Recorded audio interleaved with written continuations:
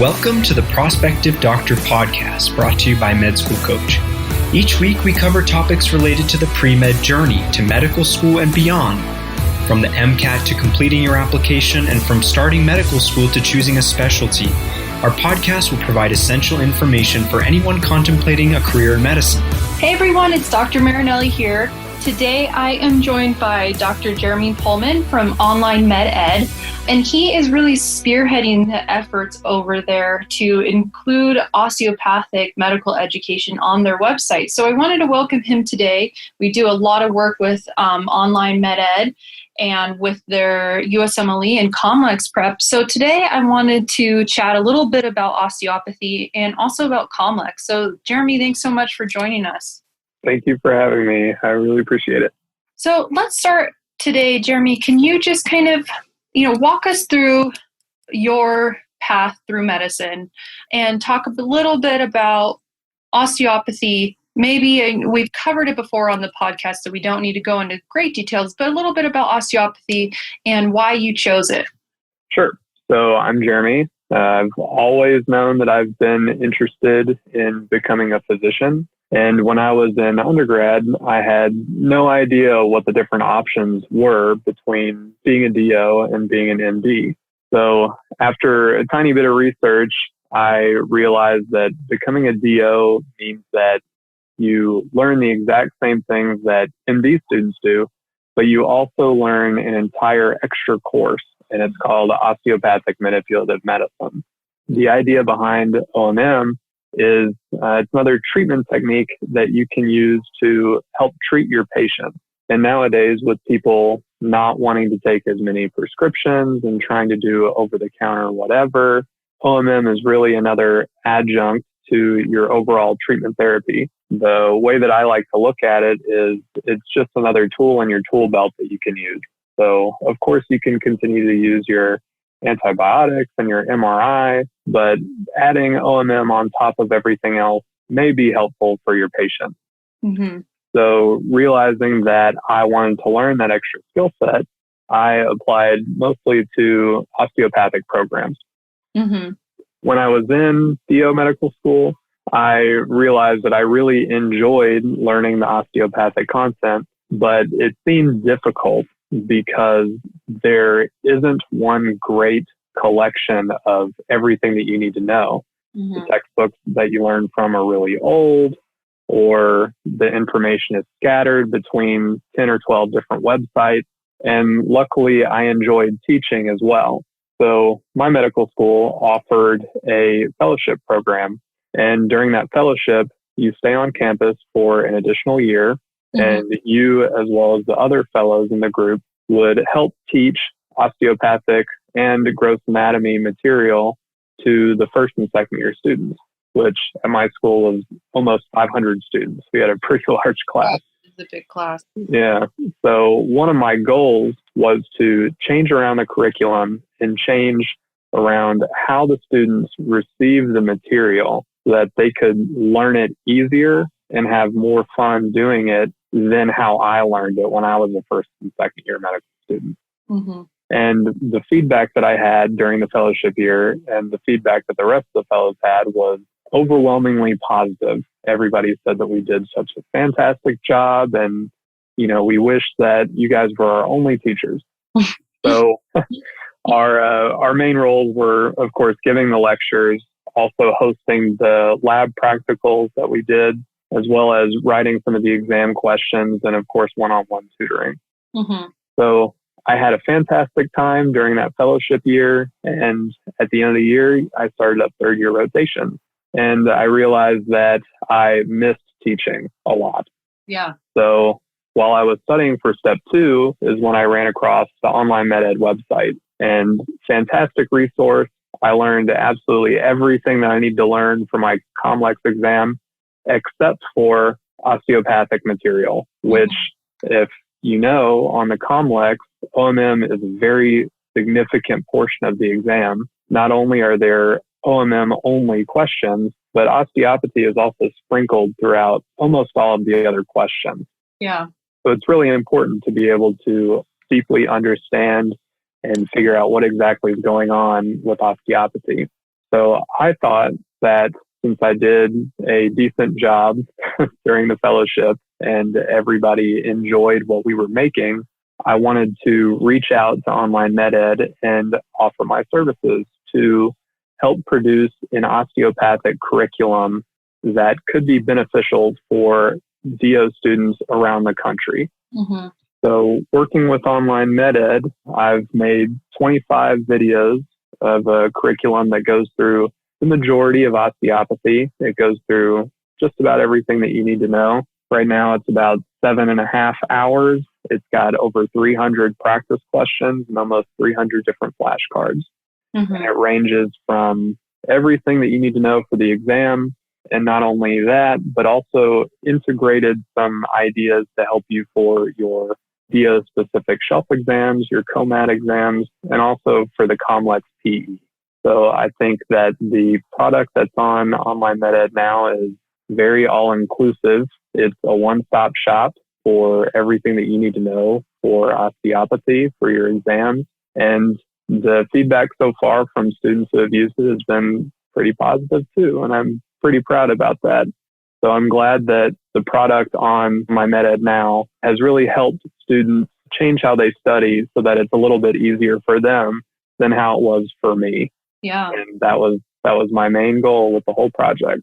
That's and awesome. That's where I am today. Now I'm a intern down at Baton Rouge General in internal medicine. Mm-hmm. So I'm balancing both of these at once. That's awesome. So let's back up a little bit. For people that are maybe just applying to medical school or maybe are just beginning their osteopathic medical education and they're not totally familiar with COMLEX and USMLE, can you talk a little bit about, for an osteopathic medical student, what should they expect as far as the standardized tests that they're going to be having to take? Sure. So what to expect as a osteopathic student. So no matter what, everybody's always heard that in medical school, you're going to get crammed with everything, right? Yes. So it's like, what's the common phrase? You're drinking water from a fire hydrant or something like that. Fire hose. Yep. Yeah. So I just imagine used that phrase doing, the other day. oh, really? It's the truth. So as an osteopathic student, imagine doing that, but also adding on top of it osteopathy. Mm-hmm. So you're adding an additional thing, which, can be a workload, but at the end of the day, it's something that can greatly help your patients and also greatly help your diagnostic capabilities.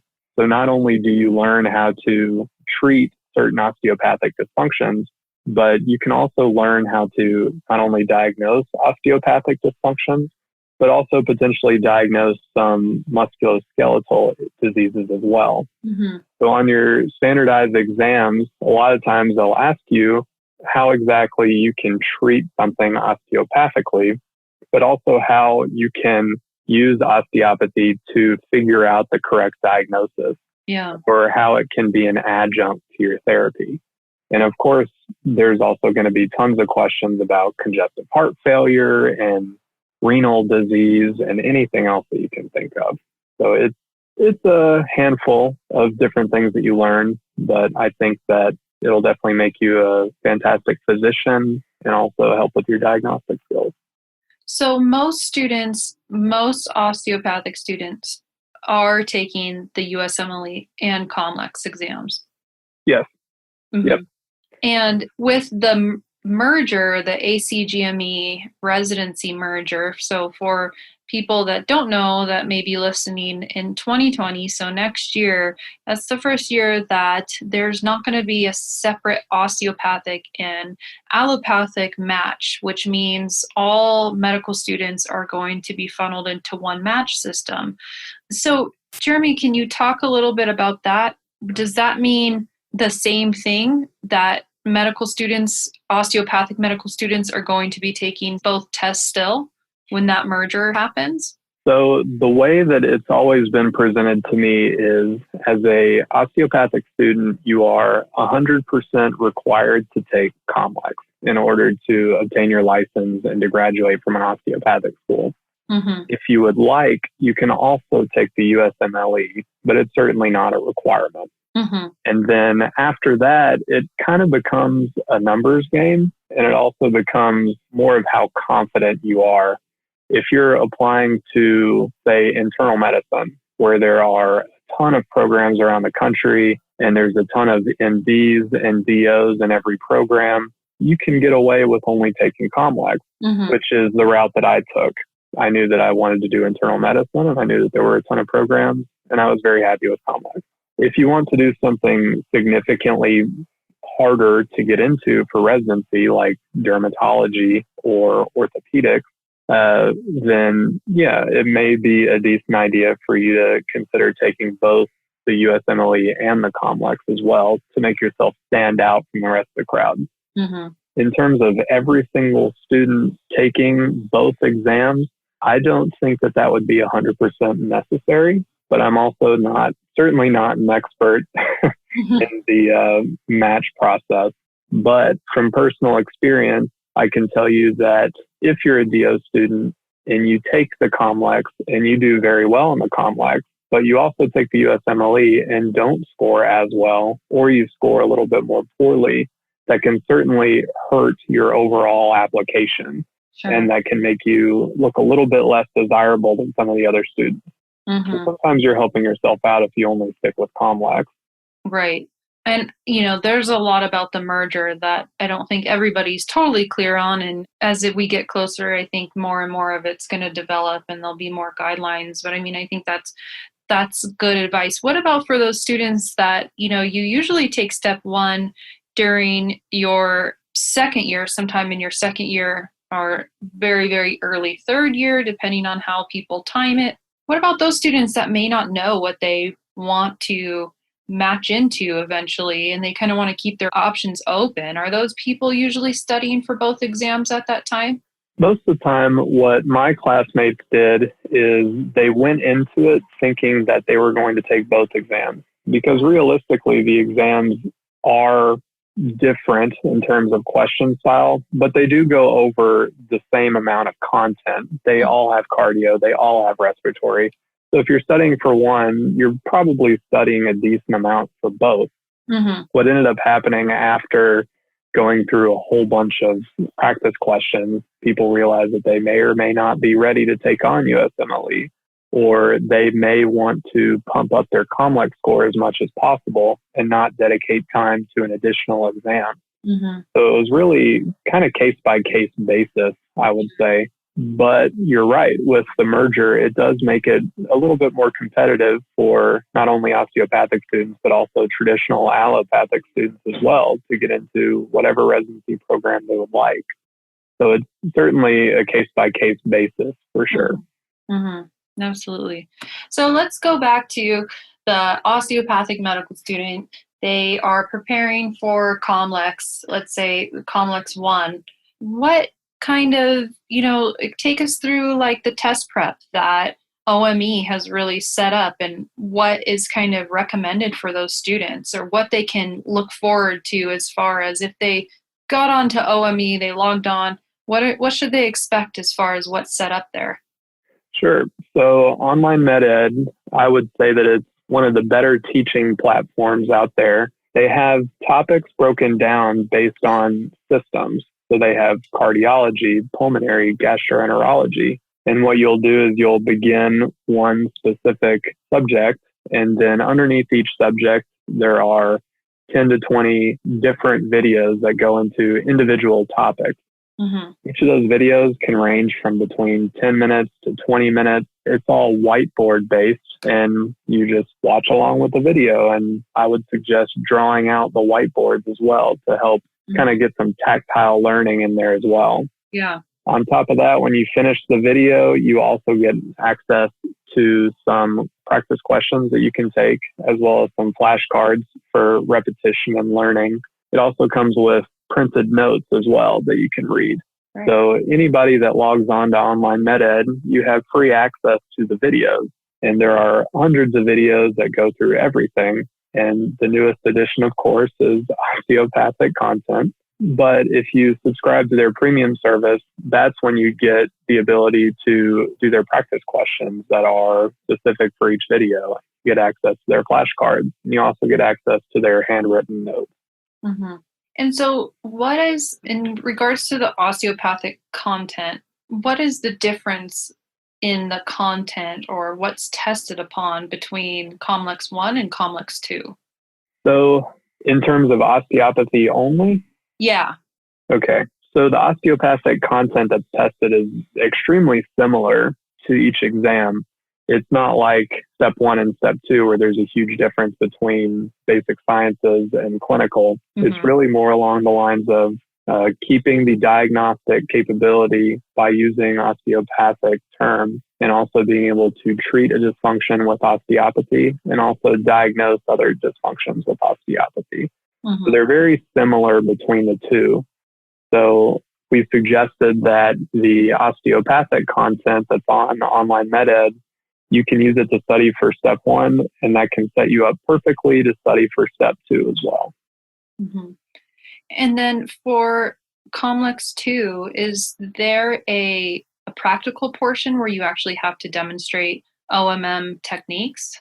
Yes, and that's one common source of dread for tons and tons of medical students. So when I was doing my fellowship year, one of my roles was to help take students who did not pass the physical exam portion of COMLEX and help train them and set them up so that the next time that they took the exam, they could pass it. Yeah. And the number one thing that those students would always say is that they are very, very nervous about the osteopathic content on there.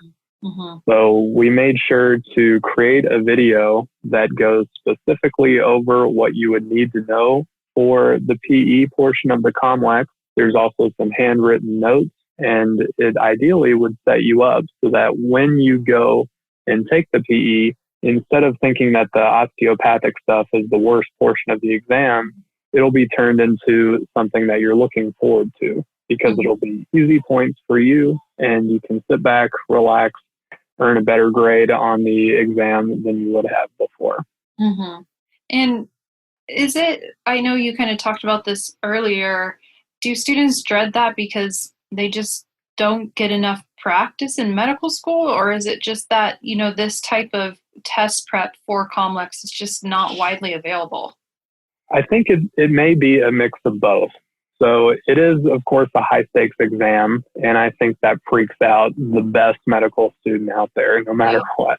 Right. But in DO school, it's difficult for you to be able to manage all of your systems courses and also osteopathy. And because there was no real one good source that you could go to and learn everything, half of the time that you try and study is really divided up trying to find the individual resources in the first place. Yeah. And because you're too busy learning about asthma, you may not have enough time to figure out how to study for osteopathy. So once that the material is put into a way that's easy to digest for the student and it just makes sense and they're able to focus on studying it and focus on practicing it instead of trying to figure out where to get all the info, then they end up realizing that it's not as difficult as they thought that it was. And they realize, hey, this is kind of easy. It's also fun, and it can help diagnose and treat some patients as well. So once that mindset switches of having a dedicated place to learn the material, then it really turns from a dreaded topic into a very enjoyable topic. Mm-hmm. Yeah, absolutely. Yeah, and I mean, I think that's such a great point. I mean, in medical education, there's almost so many different avenues of learning that's available that you're right. It's hard sometimes to even find the right one or ones that you can trust, or, you know, even things like, is it in an easy platform for me to follow and access it? So it's great to have it all in one location, kind of have a specific plan to follow, especially like you said, as you're studying for this test that's just so nerve-wracking as it is. There's so much writing on it. You don't want to have to spend hours upon hours tracking down the resources. Yeah, exactly. And that was the whole goal of creating OnlineMedEd. Osteopathic portion was to alleviate some of the stress and help relieve some of the workload for other busy medical students out there. Yeah, absolutely. Well, that's awesome, Jeremy. I mean, and thank you so much. I think you really gave us a good overview of what OnlineMedEd is doing, and then also kind of what some potential or prospective osteopathic students or current osteopathic students should be thinking about in terms of their test prep for a COMLEX and USMLE. Any closing thoughts or final tips for students out there? I would say final tips for sure is try and dedicate as much time to osteopathy as you can as a DO student. It's something that, you may or may not use physical treatments in osteopathy every single day in the clinic or as an inpatient, but it's something that you will use every day as a diagnostician or as an anatomist. As a DO student, you learn a ton about anatomy and physiology and how exactly the muscles attach to which bones and movement. And it's something that has come in handy over the previous couple months for me a handful of times. There was one particular patient that we had who had lower extremity paresthesias, and I was able to diagnose that osteopathically. And the rest of the interns that I was with had no idea, and their mind was blown, and it was just crazy. And there was another patient that we had who needed a lumbar puncture.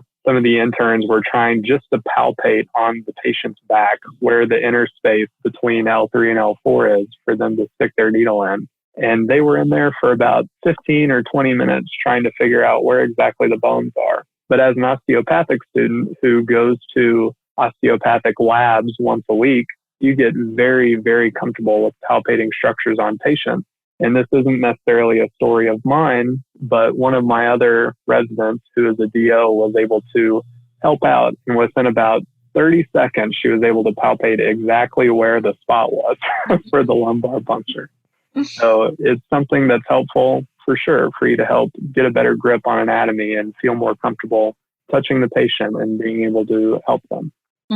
That's awesome. Well, great. Thank you so much, Jeremy, for taking the time to chat with us today. This is super helpful. Thanks for being on. Yeah, of course. Thanks for having me. It was fun. All right, everyone. Thank you. Catch us next time. Our mission is to inspire, encourage, and inform students as you journey through a rigorous and intricate process of achieving your dreams in medicine. Visit us at prospectivedoctor.com and medschoolcoach.com for more essential resources in your medical school journey and beyond.